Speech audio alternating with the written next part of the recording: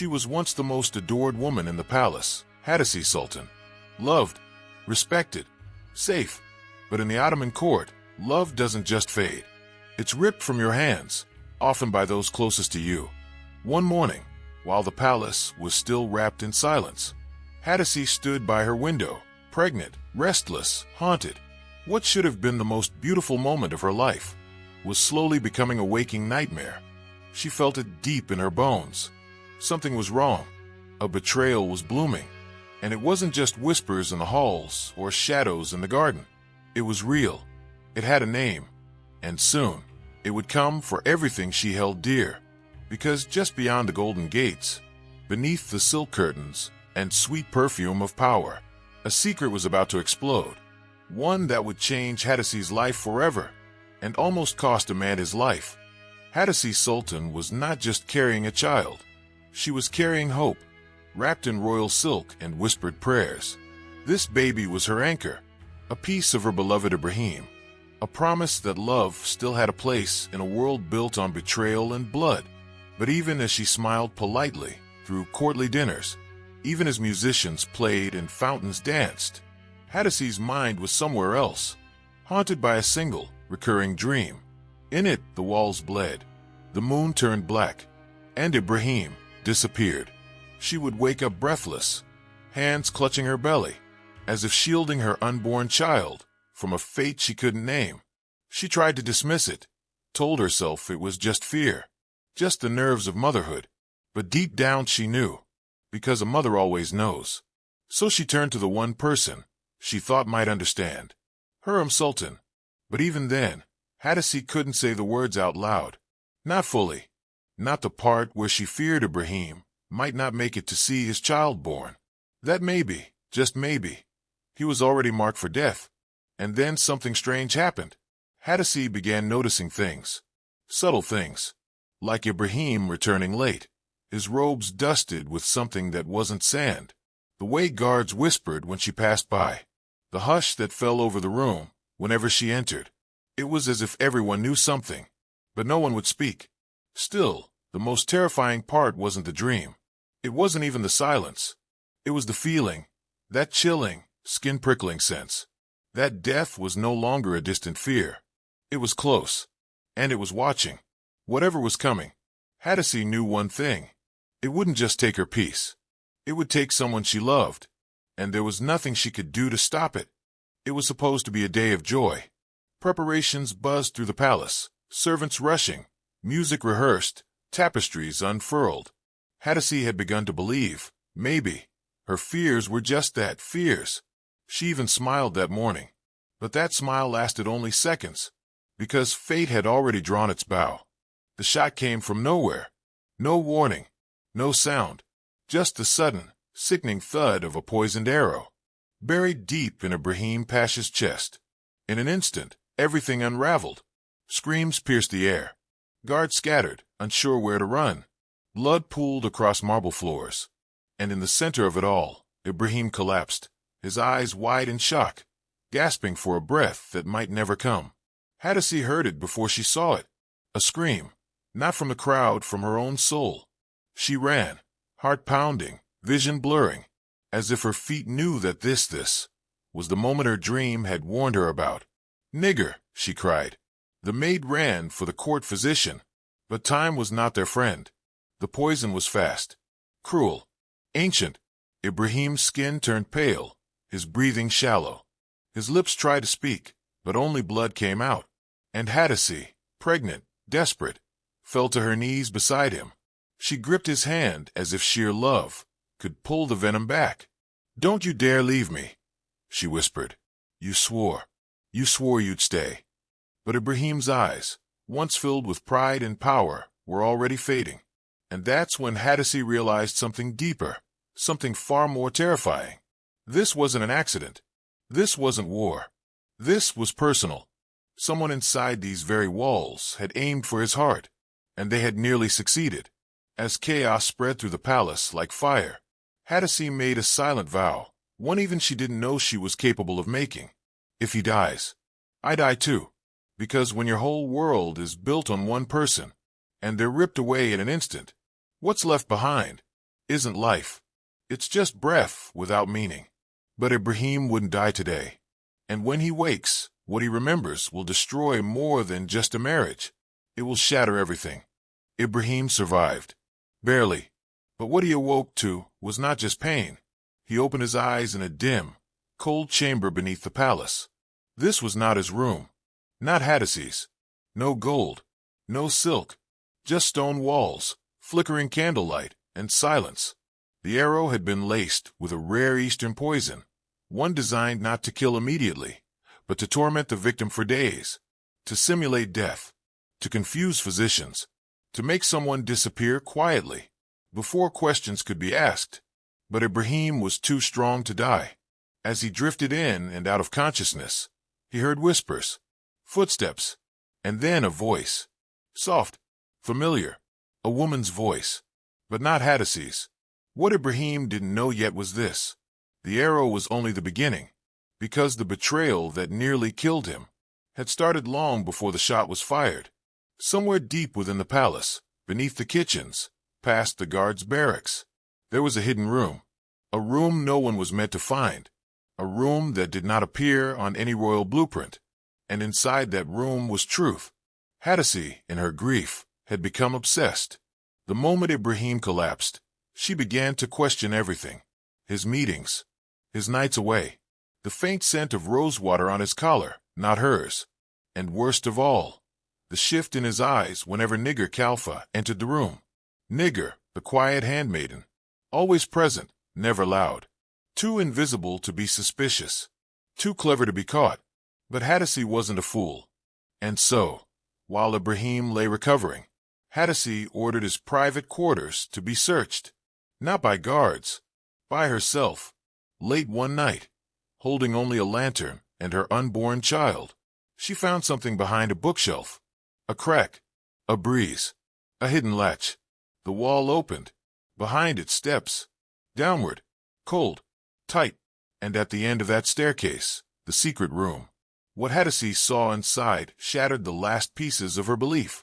Letters, notes, a comb, jewelry, perfumed linens, all belonging to Nigar, laid out not in chaos, but carefully, lovingly, as if someone had preserved this affair, not hidden it. And then the final blow. In a locked chest, tucked beneath Nigar's shawl, was a folded parchment. On it, Ibrahim's handwriting. For words, "We belong together always." Hatice didn't scream. She didn't cry. She just closed the chest and whispered to the darkness. So that's how it ends. But what she didn't know was this. She had been followed, and the person who saw her enter that room was someone who now knew too much, because secrets in the palace don't stay secret for long. Not when everyone has something to lose, and someone is willing to kill to keep it buried. Next time, a maid goes missing, and Hatice stops being the victim, because pain has a way of turning queens into executioners. The next morning, the palace looked unchanged. Servants bustled. Musicians played. The fountains sang their usual song. But something was missing. Nigar Kalfa was gone. No one saw her leave. No one heard her steps. And yet, her chambers were empty, bed untouched, clothes left behind, like she had vanished into smoke. At first, whispers blamed fear. They said Nigar had discovered someone was onto her secret, that she had fled in shame. But those who had known Nigar long enough knew better. Nigar wasn't the kind to run. She was careful, composed, calculated. She would never disappear without a plan, unless she hadn't left on her own. 3 floors above, Hatice sat silently in her private quarters. She hadn't slept. Her eyes were swollen, but dry. No more tears, just a sharp, still rage. She held the parchment in her hands, the one written by Ibrahim. "We belong together always." Over and over, she read the words like a curse. Not because she didn't believe it, but because now she believed it too much. And she realized something terrifying. This wasn't a one-time sin. This was a second life. A hidden world she had never been part of. And Nigar, the handmaiden she trusted, had stolen what was hers. But Hatice wasn't just a betrayed wife. She was a sultan's daughter. And in the Ottoman palace, betrayal carries a price. Somewhere deep within the palace, Nigar awoke in darkness. Bound. Cold. Alone. She didn't scream. She knew better. The last thing she remembered was a voice behind her. Soft. Familiar. A whisper in her ear as something struck her neck. You should have left when you had the chance. Now, she was locked in a small chamber. No windows, only stone and shadows. The same hidden corridors that once protected her love now became her prison. And outside, Hatice paced. Not in panic, but in control. She had ordered no blood. Not yet. She wanted truth first. But deep down, she already knew. The truth wouldn't save her. It would only hurt more. That night, Hatice visited the secret chamber again. But this time, she wasn't alone. Behind her walked an old woman, wrapped in a dark veil. She was no servant. She had no title. But she had one skill the palace never spoke of: extracting truth. Some say she once served as the private interrogator for Sultan Selim himself. Others believe she was just a myth, summoned only when silence was more dangerous than secrets. Now, she stood face to face with Nigar. Tell me, the woman said, voice calm as still water. Was it just lust or love? Nigar didn't answer, so the questions got colder, sharper, like knives hidden behind silk. Did he promise you freedom? A child? A throne? Still silence. Until finally, Nigar cracked, her voice barely audible. I never meant to hurt her. But it was too late, because in the room above, Hatice had heard every word. She returned to Ibrahim's bedside that evening. He was weak, feverish, but alive. He looked up at her, his wife, the mother of his unborn child. But all she said was, "You almost died. Now someone else will." And then she walked away, leaving Ibrahim with nothing but the weight of his own silence, and the slow, suffocating realization that his secrets had finally found him. Next time, a trial in the shadows, a mother pushed too far, and the night the palace lost its light. Because when Hatice finally decides someone must pay, no one is safe. There's a moment in every storm, when the wind stops, when the air goes silent, when the world holds its breath, right before everything comes crashing down. That's where Hatice was now. She wasn't crying. She wasn't screaming. She was waiting. Because sometimes justice doesn't come with swords. It comes in whispers, in choices. And tonight Hatice would choose. In a chamber sealed from the rest of the palace, a secret trial began. No scribe, no guards, only 3 people. Hatice Sultan, Grand Vizier Ibrahim, and the maid, Nigar Kalfa, chained, pale, trembling. The room was dimly lit. A single candle on the table. Its flame flickered like the last hope in Nigar's eyes. Ibrahim was still recovering from a poisoned arrow. But tonight, he looked worse than wounded. He looked defeated. Hatice stood before them, pregnant but powerful. Her voice calm, her gaze deadly. "You will not beg," she said to Nigar. "I won't let you. I want to hear the truth, while you still have a tongue to speak it." Nigar looked at Ibrahim, but he couldn't meet her eyes. He had loved her once, maybe still, but now, he was just a coward in a silk robe. Nigar spoke anyway. "It wasn't meant to last," she whispered. "We were lost. I loved him, but I knew I couldn't win. I never wanted to take your place." Hatice didn't move. "You already did," she said. "Every kiss, every lie, every night he returned to me smelling of you." Ibrahim finally stood, his voice weak. "Hatice, please." But she raised her hand. Silence. "Do you love her?" she asked. A beat. Long, heavy, deadly. "I did," Ibrahim said. "But I love you." Hatice laughed. Not a laugh of joy.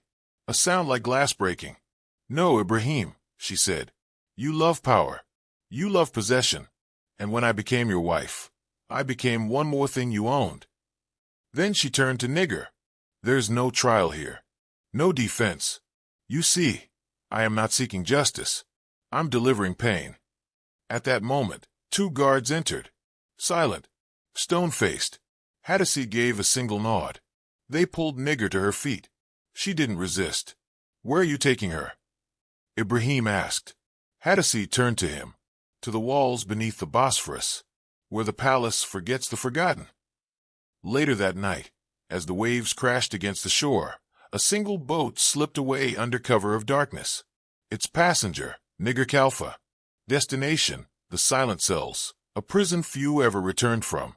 A place without light, without sound, without mercy. Hatice watched from a distance. She didn't cry. She didn't cheer.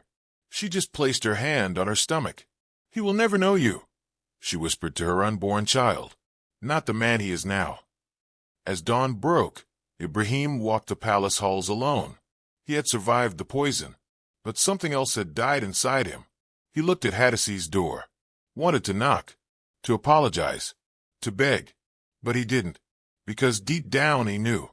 Hatice no longer feared losing him. She feared becoming him.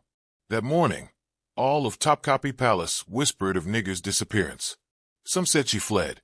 Others claimed she was sent away in disgrace. But only 3 people knew the truth, and only one of them had the power to bury it forever. Hatice had finally chosen vengeance. But vengeance comes with a price, and her next decision would not be about betrayal. It would be about life and death, because now she had to decide whether the child in her womb was born from love or born from a lie. Next episode, a forbidden birth, a palace divided, and the one secret Ibrahim thought would never be exposed until it walked in wearing his eyes. Years passed. Hatice raised her son in silence, far from court, far from Ibrahim. She never spoke his name again. The child grew, bright, curious, and strikingly familiar. Same sharp nose, same dark eyes, eyes that watched everything. One morning, during a ceremony at the palace, the boy slipped away. He wandered the marble halls and stopped, face to face with a tall man in robes. Grand Vizier Ibrahim. They stared at each other, neither knowing, but both sensing something. The boy smiled. "Who are you?" he asked. Ibrahim didn't answer. He just looked into those eyes, his own eyes, reflected in a stranger's face. That night, Ibrahim found Hatice by the garden. Voice shaking, he whispered, "Is he mine?" She turned. Cold, calm, final. "No," she said. "He belongs to no one. Accept the truth." And walked away, leaving Ibrahim with the one thing he feared more than death: legacy.